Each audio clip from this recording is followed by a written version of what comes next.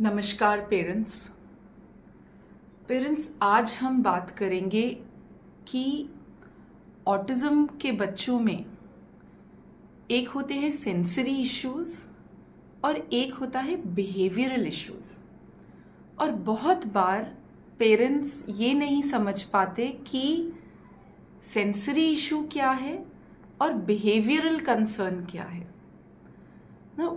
Autism में maximum बच्चों में सेंसरी इश्यूज, स्टिमिंग बिहेवियर्स होते हैं, लेकिन उनके हर सिम्टम को हम ऑटिज्म के कवर में नहीं डाल सकते कि ओहो बच्चे को ऑटिज्म है इसीलिए ऐसा कर रहा है। नहीं, कुछ चीज़ें बिहेवियर के कारण होती है। बच्चे ने एक पैटर्न सीख लिया है ना। जब हम बिहेवियरल थेरेपी के बारे में बात करते हैं या बिहेवियर मॉडिफिकेशन के बारे में बात करते हैं तो हम बोलते हैं know the ABC of behaviour. ABC, इसका उदाहरण देती हूँ मैं आपको। जैसे एक बच्चा है जो विजुअल सीकिंग करता है, ठीक है, वो पंखे देखता है या वो लाइट्स देखता है या वो गोल गोल घूमती चीज़ें या चीज़ों को पेन ले लेगा, गोल गोल घुमा के देखेगा। आप उसे डिस्ट्रैक्ट करोगे, आप उसका पेन ले लोगे तो वो कुछ और ढूंढ लेगा, फिर कुछ और ढूंढ लेगा। हाँ, यहाँ उसका मोटिव क्या है? अपना जो सेंसरी सीकिंग है, अपने आप को, अपने सेंसरी सिस्टम को रेगुलेट करना, एक बैलेंस में लाना, ठीक है, ये सीकिंग है। तो आप एक चीज ले लोगे वो दूसरी पकड़ लेगा, आप दूसरी ले लोगे वो कुछ और ले आएगा, राइट। बट जब बिहेवियर होता है ना तो ऐसा नहीं होता। बिहेवियर कभी कभी आता है, वेराज जो सेंसरी होता है ना, वो बच्चा जहां खाली हुआ, आप जब तक उसको लेके बैठे थे तो वो कर रहा था, जो भी एक्टिविटी, पढ़ाई जो आप करा रहे थे कर रहा था।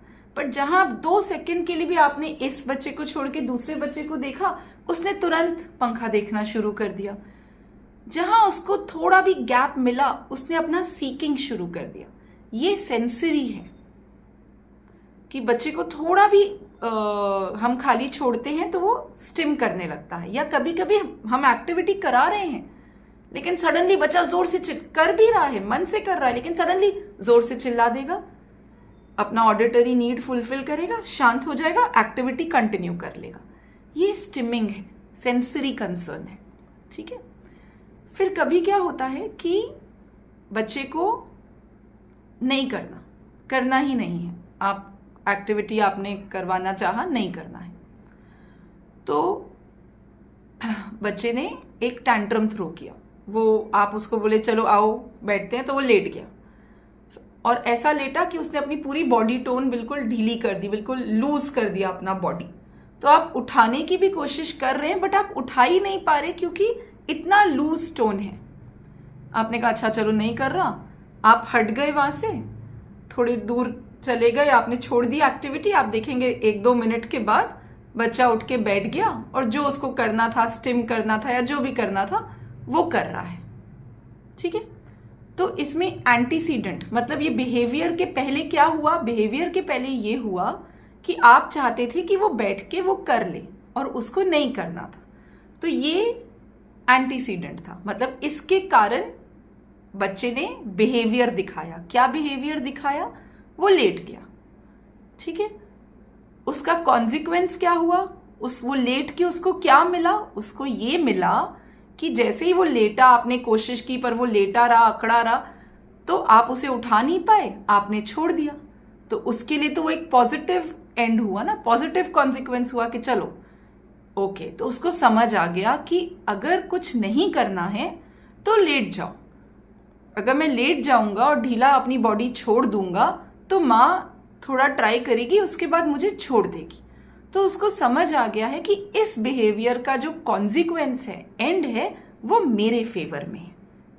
तो अब आप उसको दुकान लेके गए, मॉल लेके गए, वो आपको खींच रहा है कि चलो वो चॉकलेट वाले सेक्शन में चलो, आप कह रहे हो नहीं रुको रुको, पहले मैं थोड़ा सामान खरीद लूं, फिर वो लेट गया। अब पब्लिक स्पेस है, बच्चा लेट रहा है, आप उठा रहे हो, टसल चल रहा है, कोई भी माँ बोलेगी अच्छा चलो मैं तुम्हें खरीद देती हूँ, फिर उसको रीइंफोर्स हो गया। एंटीसीडेंट क्या था, शुरुआत कैसे हुई, वो चॉकलेट खरीदना चाहता था, आपने कहा रुको, उसको रुकना नहीं है, उसने आपको एक बिहेवियर दिखा दिया, लेट गया फिर से, तो आपको चलो ठीक है, कॉन्सिक्वेंस क्या हुआ, आपने उसको तो चॉकलेट खरीद के दे दी। तो उसको, बच्चे को समझ गया है कि मैं कैसे माँ को मैनिपुलेट करूं। इट इज ऑल अबाउट कौन किसको नचा रहा है, बच्चा हमें या हम बच्चे को। This is what is happening. एक पेरेंट आया, 5.5 साल की लड़की, वेरी गुड इम्प्रूवमेंट, कॉग्निशन इतना अच्छा, स्पीच इतनी अच्छी, एक्सप्रेशन इतना अच्छा। प्रॉब्लम क्या है, सिटिंग टॉलरेंस। क्लास में 5 मिनट से ज़्यादा बच्चा बैठ नहीं रहा है।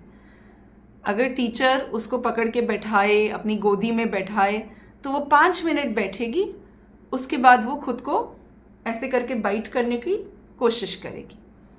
अब ऑब्वियसली बच्चा बाइट कर रहा है, सेल्फ हार्म कर रहा है, तो टीचर उसको तुरंत छोड़ देती है कि नहीं नहीं, अच्छा ठीक है, रहने दो।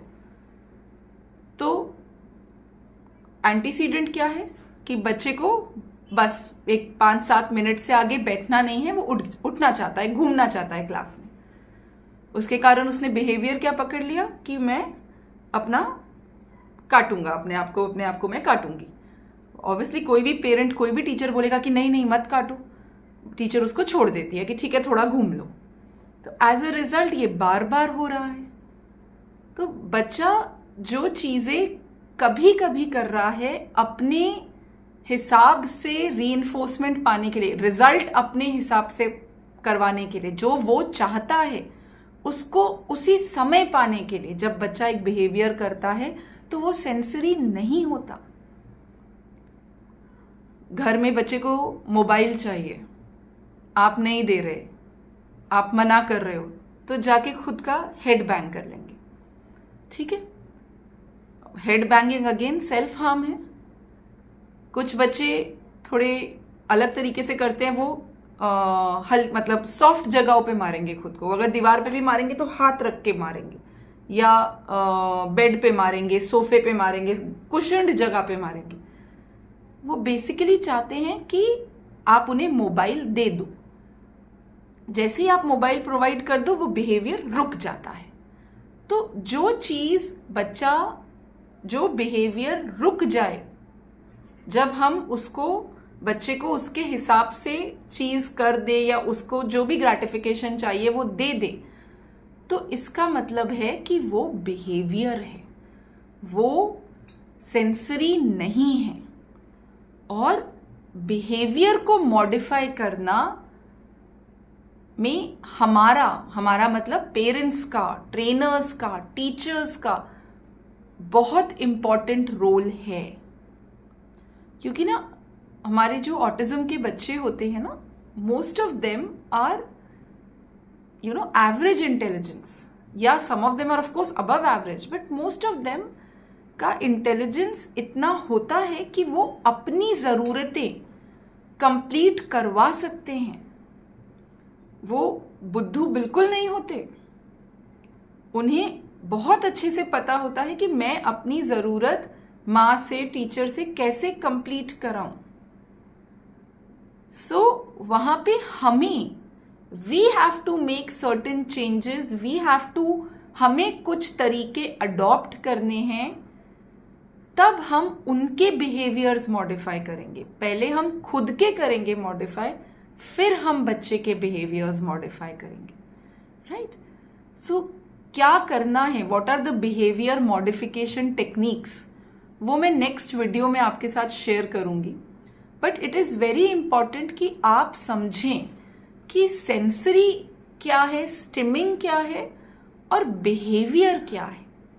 सेंसरी पे बच्चे का बिल्कुल कंट्रोल नहीं होता, उसको रेगुलेशन मिलता है, उसकी सीकिंग बहुत ज़्यादा होती है। तो वहाँ पे we have to help the child, and जब बिहेवियर आता है, there we have to modify, changes करने पड़ेंगे उसी बिहेवियर में। राइट? सो बच्चे का सेंसरी वर्कअप अच्छा कीजिए, दैट इज़ वेरी इंपॉर्टेंट। जो सेंसरी इंटीग्रेशन बोलते हैं या सेंसरी फीड बोलते हैं, वो ज़रूर दीजिए, खूब दीजिए, लेकिन एट द सेम टाइम ये समझिए कि मेरे बच्चे का कौन सा सिम्टम एक बिहेवियर है और कौन सा सिम्टम एक स्टिमिंग या सेंसरी नीड है. That is important, right? So behaviour modification पे भी स्टार्टिंग से या जितनी जल्दी हो सके बच्चे समझने लगे, you can say somewhere around 3.5-4 years, start. And how to work on it, मैं आपको नेक्स्ट वीडियो में बहुत सिंपल टेक्निक्स बताऊंगी जो आप घर में कराइए. देखिए, बिहेवियर मॉडिफिकेशन जब हम करते हैं ना, या behaviour therapy, it is very important कि जो आपको क्लास में बताया जा रहा है, थेरेपी सेशन में बताया जा रहा है, उसको आप घर में प्रैक्टिस करें. क्योंकि थेरेपी सेशन में बच्चा उतने बिहेवियर्स शायद ना दिखाए, लेकिन एक क्राउडेड प्लेस में, गार्डन में, एक मार्केट प्लेस में जहाँ इतना सारा स्टिमुलस आ रहा है, या एक पार्टी में, वहाँ बच्चा दिखाएगा अपना बिहेवियर. तो वहाँ आपको पता होना चाहिए that what do I need to do, उस सिचुएशन में मैं क्या करूँ, और फिर घर आके मैं क्या करूँ. घर ऐसी जगह है जहाँ हमारा पूरा कंट्रोल है, हम हर चीज़ को कंट्रोल कर सकते हैं, एनवायरनमेंट से लेके जो भी स्टिमुलस है उसको लेके बच्चे को हर चीज़ पे हमारा कंट्रोल है. तो वहाँ हमें क्या करना है और बाहर की सिचुएशन में हमें क्या करना है, राइट? सो ये समझिए पेरेंट्स कि सेंसरी क्या होता है और बिहेवियर क्या होता है. जैसे ही बच्चे को उसके हिसाब से एंड रिजल्ट मिल गया, वो बिहेवियर स्टॉप हो जाता है. Some parents have asked me, ma'am meltdown और बिहेवियर. मेल्टडाउन में मेल्टडाउन चलता चला जाता है. आप बच्चे को उसका फेवरेट दे दो, सब दे दो, लेकिन फिर भी बच्चा, जो भी बच्चे को इरिटेट कर रहा है जिस भी कारण से, एक मेल्टडाउन कभी कभी घंटों चल सकता है.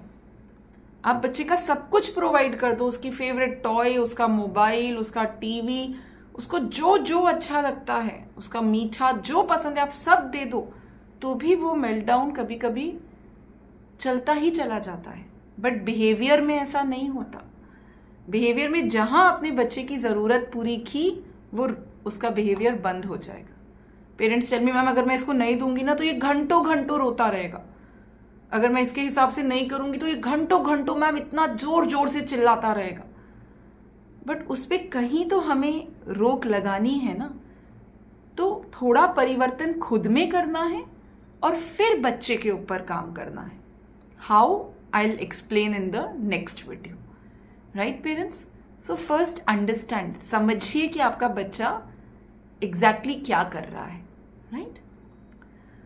So please share the video, like it, subscribe to our channel and let the Shakti spread. Vijay Bhava, Tatha Astu, Namaskar.